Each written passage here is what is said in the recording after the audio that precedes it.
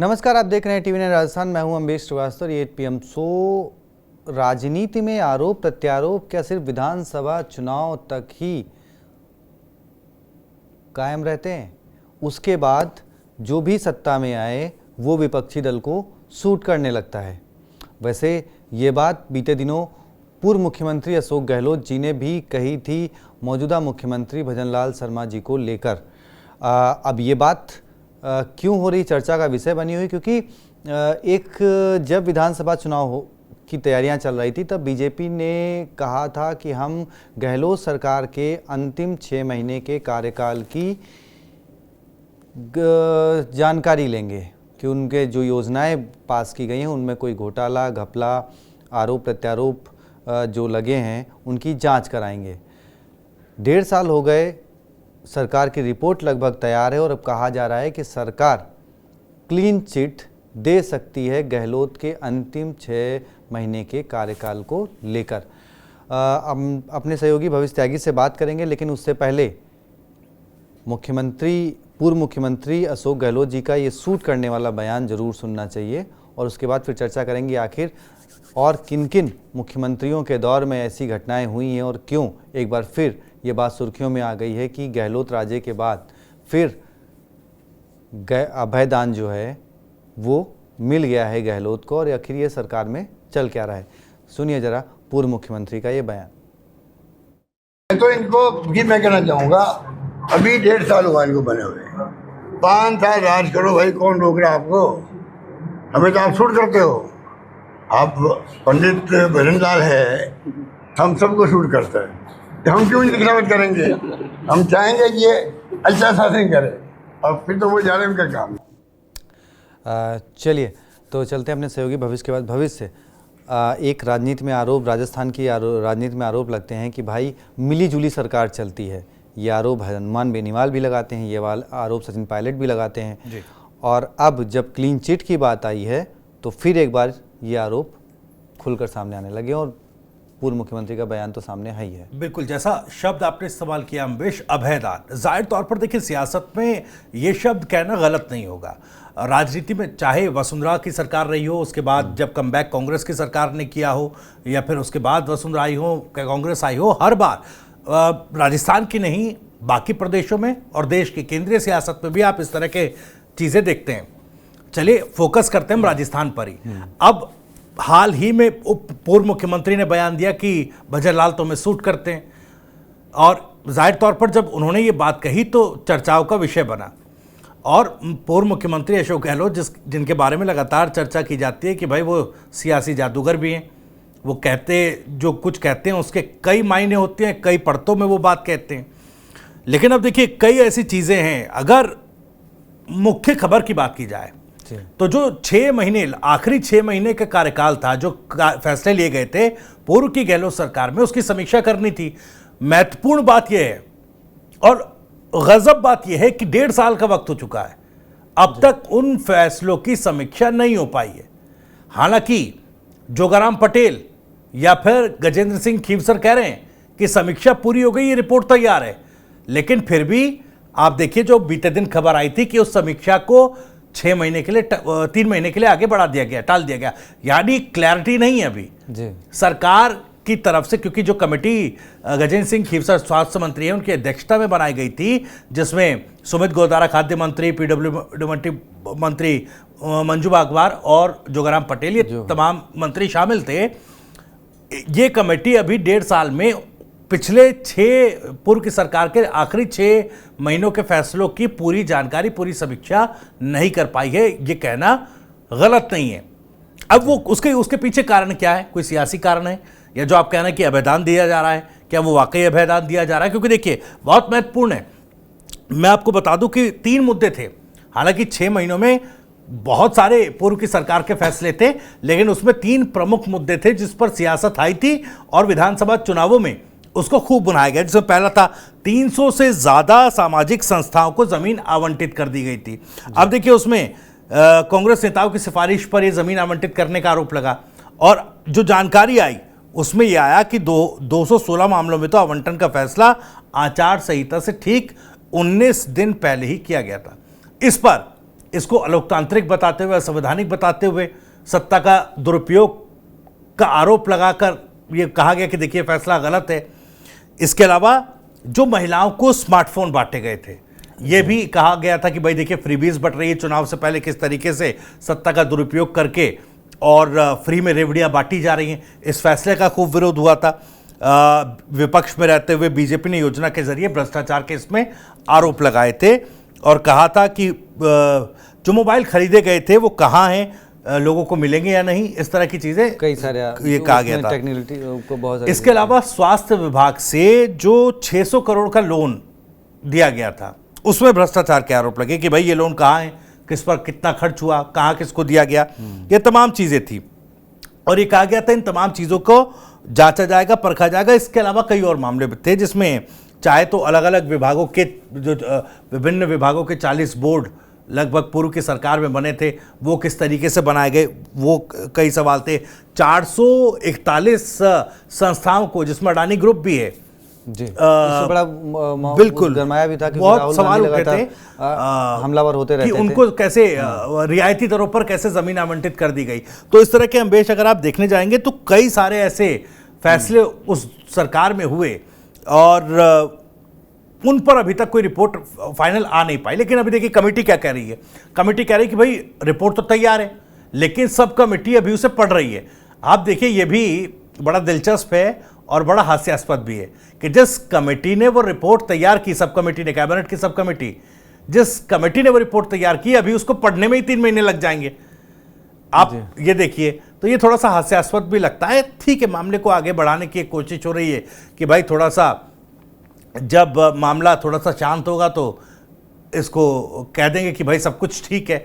तो ये अभयदान वाला जो शब्द है बिल्कुल मुझे ठीक लगता है। और ये देखिए पूर्व की सरकारों में जिस तरीके से एक अनकहे गठबंधन, एक अनकहे तालमेल की गहलोत और वसुंधरा के बीच चलती आई थी, क्या उसी तरह का समीकरण अब गहलोत और भजनलाल जी के बीच में बन रहे, सवाल उठेगा अम्बेश जी। बिल्कुल। अब उसमें देखिए, अब इसमें अगर उसका नया मुद्दा जोड़ दिया जाए, एसआई भर्ती पर जिस तरीके से बैकफुट पे गई सरकार, जिस तरीके से उसने कहा कि हम रद्द नहीं करेंगे, तो वो भी एक इसमें अभयदान के तौर पर ही देखा जाता है। क्योंकि सबसे ज़्यादा आरोप शिक्षा मंत्री के रहते हुए गोविंद सिंह डोटासरा पर लगे थे। अब अशोक गहलोत जी क्योंकि मुख्यमंत्री थे, खुद सचिन पायलट ने कहा था कि भाई कैसे जादूगरी से पेपर लीक हो गए। तो अब सवाल ये है कि क्या ये सिर्फ महज चुनावी मुद्दे हैं, जो आम जनता से जुड़े हुए मुद्दे होते हैं, जिनको उठाकर राजनीति होती है, चाहे पेपर लीक का मुद्दा हो, चाहे वो ऐसे भ्रष्टाचार के आरोप रहे हों, तो आपने उन पे पॉलिटिक्स तो करी।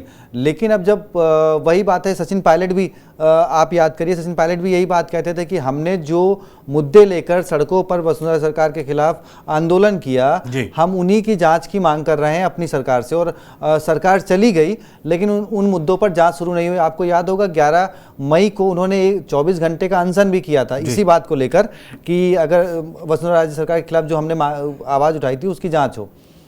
क्या ये मामले फिर अगले, क्योंकि 1.5 साल बीत चुके हैं, अगले 3 साल और चलेंगे, फिर जब लास्ट के 4-6 महीने बचेंगे तब इस मामले को तूल दिया जाएगा, तो ऐसे में तो नुकसान तो जनता का ही। नहीं देखिए, अब चूंकि ये सवाल पूछे जा रहे हैं, विपक्ष के तौर पर भले विपक्ष की भूमिका में कांग्रेस इतनी मजबूती के साथ ना हो, क्योंकि उनकी सरकार के समय के फैसलों की समीक्षा होनी थी, तो बहुत ज़्यादा हमलावर कांग्रेस इस लिहाज से हो नहीं सकती है। लेकिन हनुमान बेनीवाल जैसे नेता सड़कों पर हैं।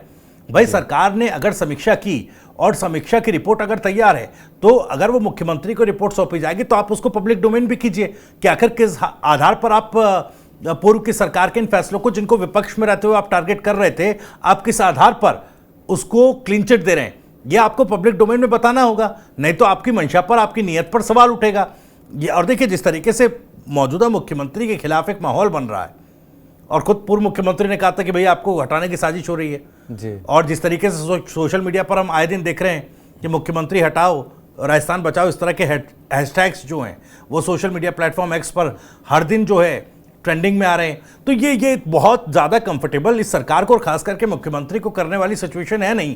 अब ठीक है, अगर अभयदान वाली स्थिति या कोई अनकहे तालमेल वाली स्थिति है तो कहीं ना कहीं नुकसान इस सरकार का है, और इस सरकार के साथ साथ सबसे ज़्यादा मुख्यमंत्री भजनलाल शर्मा का है, क्योंकि उनकी कार्यप्रणाली, उनकी कार्यशैली को लेकर यह सवाल खड़े करेगा। ठीक है, पूर्व की सरकारों में अगर ऐसा रहा कि राजे और गहलोत के बीच एक तालमेल रहा, तो समर्थकों ने उसको दोनों तरफ के समर्थकों ने उसको एक तरीके से स्वीकार किया, लेकिन राजस्थान में जो स्थिति भ्रष्टाचार को लेकर है, मुझे नहीं लगता कि आज की जनता या आज का युवा उसको बहुत कुछ उसमें ढील देने की गुंजाइश में है अभी।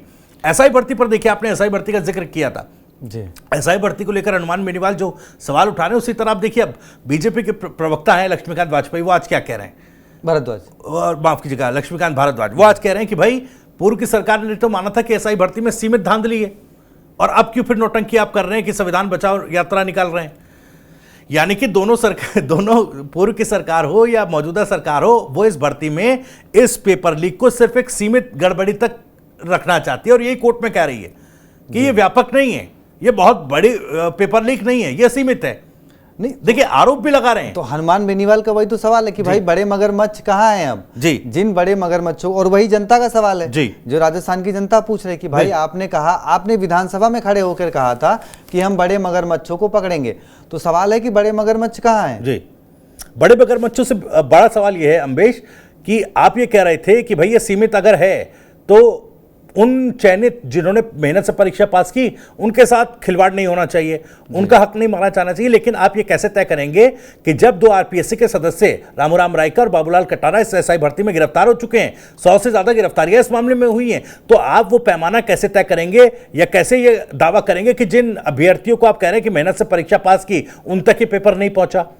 आपको फिर वो पैमाना भी सेट करना होगा, आपको उसका सबूत भी देना होगा, ये बताना पड़ेगा, ये साबित करना पड़ेगा कि हाँ ठीक है, जितनी गिरफ्तारियां हुई इससे इतर पेपर लीक नहीं हुआ, इससे आगे पेपर नहीं गया।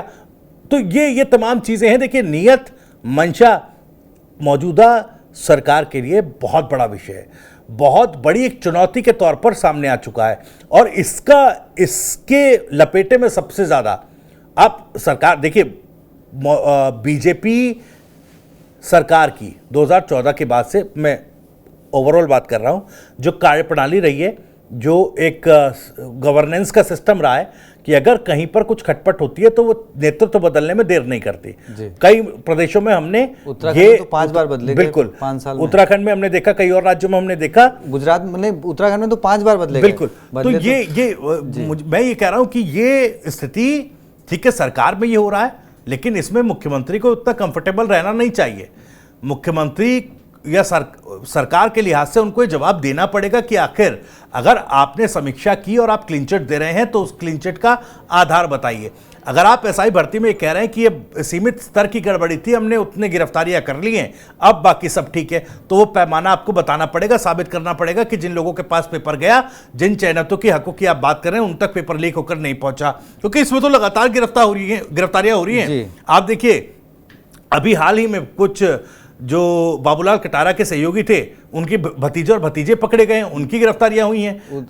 मैं नाम भूल रहा हूं, कुछ पंड्या करके वो है, उदयपुर के जी। तो अगर अब तक इसमें गिरफ्तारी हो रही है तो आप किस आधार पर कोर्ट में दावा कर सकते हैं कि सीमित स्तर की गड़बड़ी? आप ये देखिए, क्योंकि अभी तो गिरफ्तारियां, जांच चल रही है, गिरफ्तारी, तो ये 2 बातें हैं। तो इसमें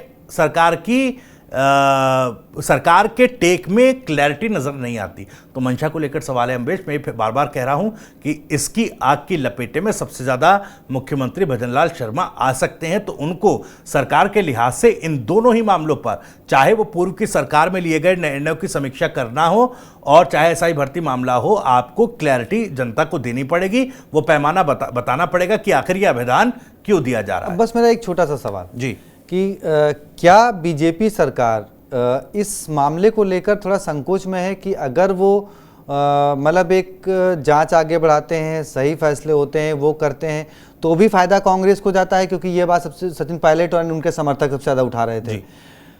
अगर वो नहीं करते हैं तो भी उसका फायदा कांग्रेस को जा रहा है, क्योंकि फिर एक गुट जो है कांग्रेस का वो कहता है कि देखो जी, हम तो पहले ही कह रहे थे कि ऐसा कुछ हुआ ही नहीं राजस्थान में जी। तो अब वो चित भी मेरी, पट भी मेरी, दोनों तरफ फायदे में कांग्रेस है। नहीं, अभिष, ऐसा नहीं है कि अगर सरकार इस पर कड़े फैसले लेगी और इसको रद्द करती है तो इसका क्रेडिट कांग्रेस को जाएगा, क्योंकि कांग्रेस में सचिन पायलट भले एक्टिव हों, लेकिन कांग्रेस के वक्त में ये भ्रष्टाचार हुआ, ये भी आपको मानना पड़ेगा कि कांग्रेस की पूर्व की सरकार में ये भ्रष्टाचार हुआ, ये पेपर लीक हुआ, तो जिम्मेदारी देखिए नैतिक तौर पर पूर्व मुख्यमंत्री की बनती है और जांच का दायरा उन तक आएगा तो ठीक है। वो एक अलग बात है कि भाई कहां तक जांच पहुंचेगी और हाईकोर्ट इसमें अब क्या जिस तरीके से जुडिशियल तौर पर आगे बढ़ेगा वो एक अलग चीज है, लेकिन ये जरूर होगा। लेकिन सवाल यहां ये उठ रहा है कि जिन बड़े मगरमच्छों का जिक्र आपने किया, क्या उनको बचाने की कोशिश हो रही है? ये क्या अंडर द टेबल कोई पैक्ट हो गया है, कोई हाथ मिल गए? तो आखिर इसके पीछे राजनीतिक संरक्षण क्या देखिए, ये अगर आप आज राजस्थान में युवा से किसी युवा से जाकर पूछेंगे जो किसी भी कॉम्पिटिटिव एग्जाम की तैयारी कर रहा है, उसको एसआई भर्ती, पेपर लीक, और ये लगातार जो पेपर लीक हो रहे हैं इन तमाम चीजों की जानकारी है, वो अगर आप उनसे जाकर बातचीत करेंगे तो वो आपको बताएगा कि भाई देखिए सरकार क्या कर रही है। तो ऐसा नहीं है कि ये ऐसा मुद्दा है कि जनता की अप्रोच से बाहर का मुद्दा है कि सरकार कुछ फैसला लेगी और जनता को उसका पता नहीं चलेगा कि किस तरीके से पूर्व की सरकार के भ्रष्टाचार को आप अंडर द टेबल उसको सेटल डाउन कर रहे हैं। तो ये थोड़ा सा यहां पर मुझे लगता है ध्यान रखने की जरूरत है, क्योंकि इसका इंपैक्ट बड़ा होगा। आप आज इस मामले को दबा लेंगे, लेकिन कल ये मामला फिर उठेगा, और कल नहीं उठता, चुनावों में मुद्दा जरूर उठेगा, लेकिन चुनावों में ये आपको बड़ा एक डेंट देकर जाएगा। और उससे पहले चूंकि भजनलाल शर्मा जी के लिए यहां पर चुनौतियापूर्ण स्थिति है, तो कहीं ऐसा ना हो कि सबको बचाते बचाते वो खुद ही निपट जाए। चलिए, बड़ा दिलचस्प वाकया है राजस्थान की सियासत का कि आरोप भी ऐसे लग रहे हैं जब अपनों ने ही अपनों पे लगाए थे और अब पराए तो फिर लगा ही रहे हैं। और ऐसे में अभय दान जैसी एक बार फिर चीज़ें इसलिए सामने आ रही हैं क्योंकि सरकार पहले एसआई भर्ती पर, उसके बाद फिर पिछले 6 महीने कार्यकाल पर जिस तरह क्लीन चिट की चर्चा हो रही है, क्या वो सच्चाई है और क्या कुछ निकल के आता है? आपकी क्या राय है इस पर? क्या वाकई में राजस्थान में अभयदान मिलता रहा है पिछली सरकारों को? कमेंट बॉक्स में ज़रूर बताएं। वीडियो को शेयर करें, सब्सक्राइब करें, लाइक ज़रूर करें। बहुत बहुत शुक्रिया, धन्यवाद।